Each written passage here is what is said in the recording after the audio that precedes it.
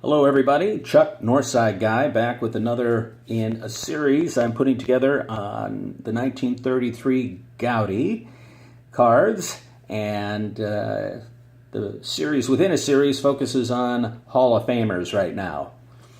Presented right in front of you is a Tris Speaker card, and I want us to take a moment and contemplate the career and impact on the game of Tris Speaker. We don't see a lot of him in the hobby, don't see a lot of his cards, don't hear the stories, and so I want to just take a moment and contemplate this amazing ball player. His appearance in the 1933 set is rather odd. It's one of many different kinds of oddities in the 33 Goudey set. His last game, Speaker's last game, was for the Philadelphia A's back in the 1928 season. And he had debuted way back in 1907. So his career was a whole generation before this particular set.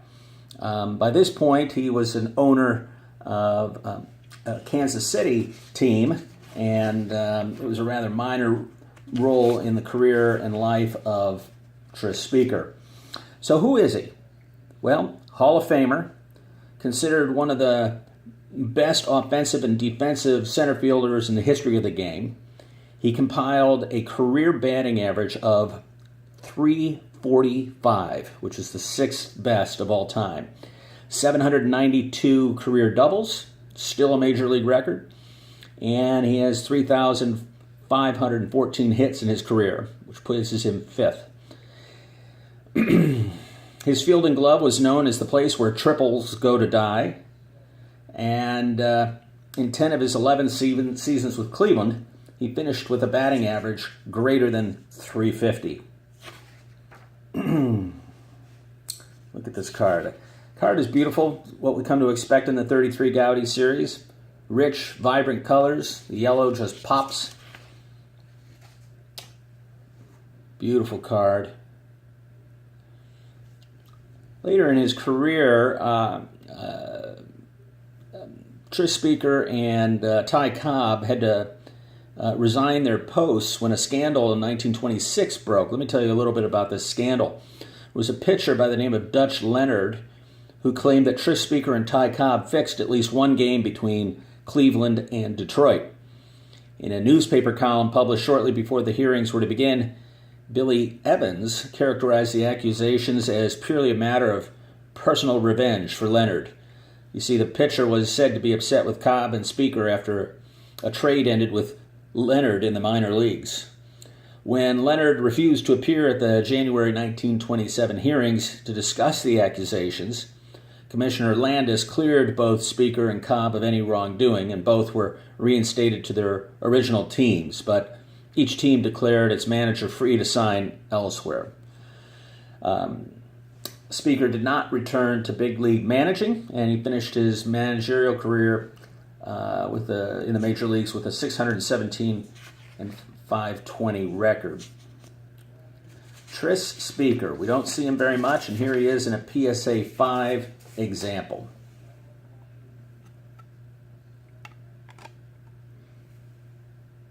Kansas City Blues, never had heard of that team before.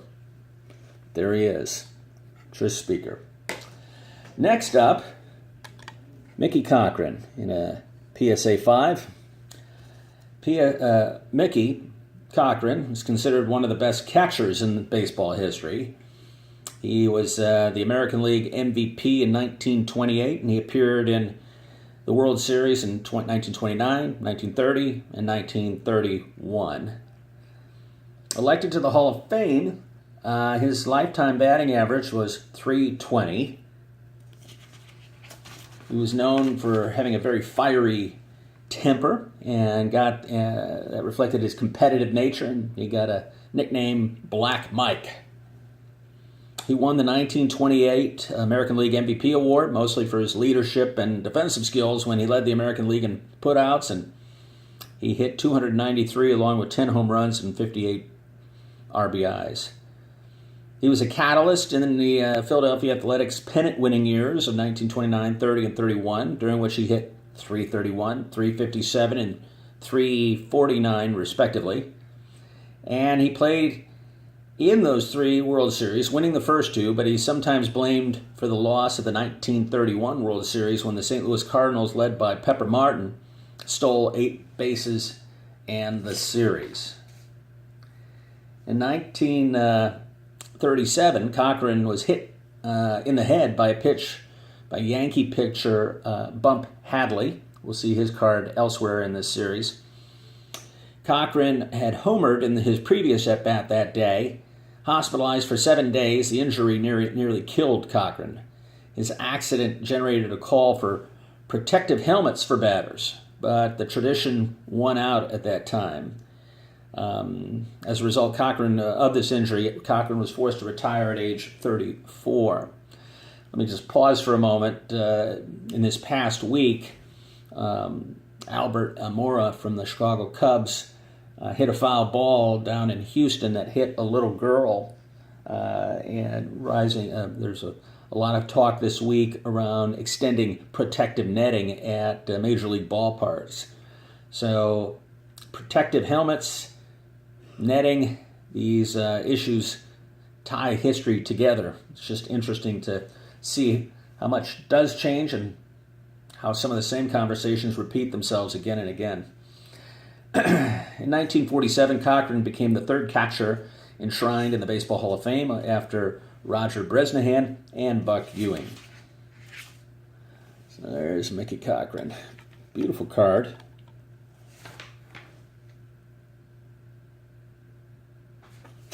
All right, we have one more Hall of Famer in this video.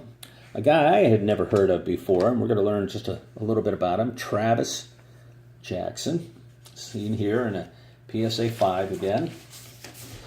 He was a shortstop, played for the New York Giants 1922 through 1936, so his entire career, winning the 1933 World Series and representing the Giants in the Major League Baseball All-Star Game in 1934. He was inducted in the Hall of Fame by the Veterans Committee in 1982. Here's another one of those guys that I hadn't heard of. Was trying to figure out why he got into the Hall of Fame. Apparently his fielding was highly regarded. His fielding percentage was .970. He did bat over 300 6 times, including a career high of .339 in the 1930 season, and he hit 21 home runs in 1929. I think he may have be a case here where, because he was in New York, he was playing for a winning team, a high-profile team, playing for John McGraw, well-regarded in defense. I think these were the elements that led him to being very respected. But I'll tell you, when I look at a batting average lifetime of .291, 135 home runs, and 929 ribbies, I just don't see the case for Hall of Fame. As Joey brings it would tell us maybe Hall of pretty good. So Travis Jackson. Let's take a look at the back. A little rough here. Get some of this aging that is fairly typical. I don't know if that's the oxidizing process of air on cardboard over time, but has a nice vintage patina to it. Travis Jackson. All right, we'll wrap it up there and move on to the next video. Thank you, gentlemen.